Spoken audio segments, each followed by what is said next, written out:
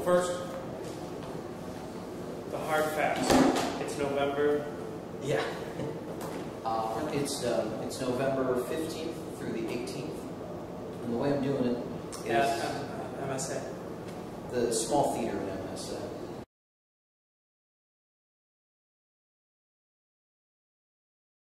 It's a great space. It's a, whatever you want to call it, black box studio theater, about 100 seats. What I love about that space too is it's really close to the I-75 Ellington exit. It's actually probably easier to get to than most of the community theaters around here.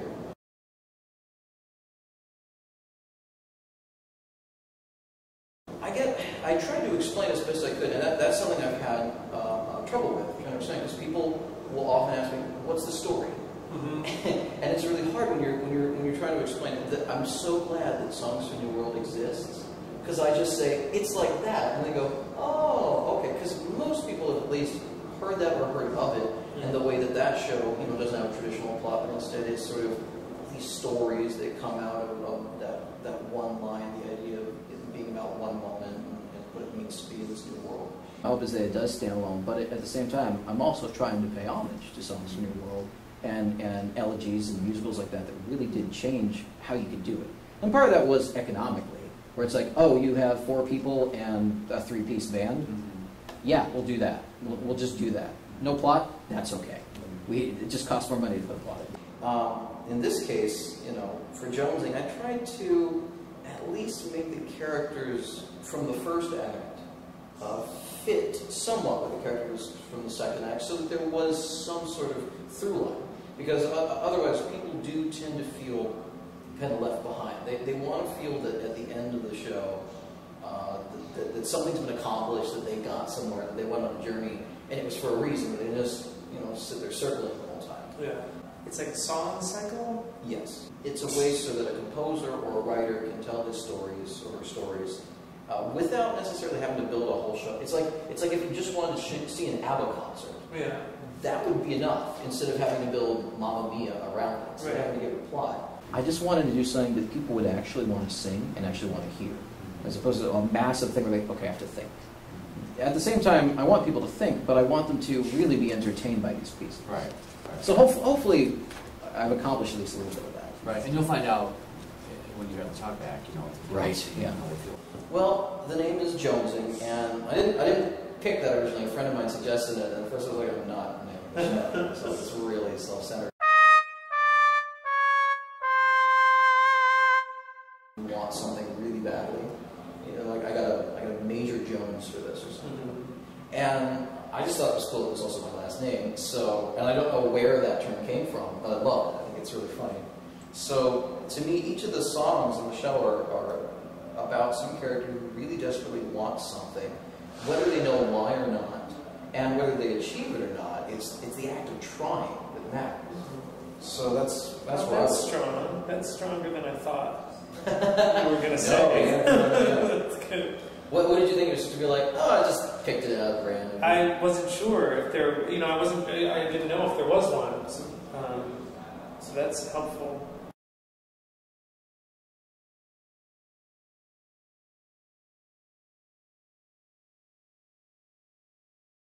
What did you write there on Better Off Alone?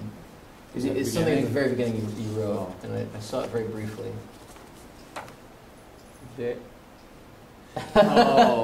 Like a chord chart rather than trying to follow all this dictated rhythm stuff? Well, it came about sort of 2 ways, and it kind of came together at once, because I put together, this is one of the earliest versions of it, actually. And this was back when it had a different name. It's called Jonesing now, but originally I was showing it to a Jeff Kin and the Circus of Players, because I was hoping maybe we could do a production on the main stage, and get some feedback that way. And of course, the thing is, being a major theater, they were swamped. They were very busy. And as time went on, it was. I realized I wasn't ready yet. But definitely, their encouragement made me want to go in and work really hard on the music and figure out where I could go with it, what I could do with it. All right. Now tell me about the reading on the 15th through the 18th. The point of that is to hear it in front of an audience, right, and to get feedback. There's not going to be any blocking. It's all set up so that when the show's over, we don't leave. I mean, we sit in chairs on the stage throughout the show, and then when it's our turn to sing, we'll get up, go to the microphones and our music stands, we'll sing, and then we'll sit back down. And of course, after the final number, we'll just go back to our seats. Probably we'll move the mic stands out of the way, and then we're right there with the audience as we've been the whole night, and can communicate and connect with them more directly than with the music in between. Yeah. That's the main reason. Okay. The whole thing, and actually the shows are starting at 7:30 on weeknights, and for the matinee it'll be at 1:30. I want to encourage people to tell me what they think, what they liked about the songs, what they did not like about the songs, if they felt they fit together, as I hope they do, if the show, served its purpose, which is basically to make people think and feel and want something. I mean, it's called Jonesing. My hope is that by the time these people are finished hearing these songs and these stories and seeing this, they'll kind of realize what they're jonesing for too, what they want.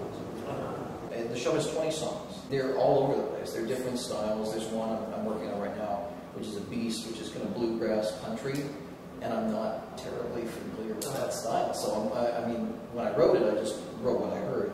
But when I'm trying to arrange it, that's a whole other animal from just like rock and roll. It's pretty simple.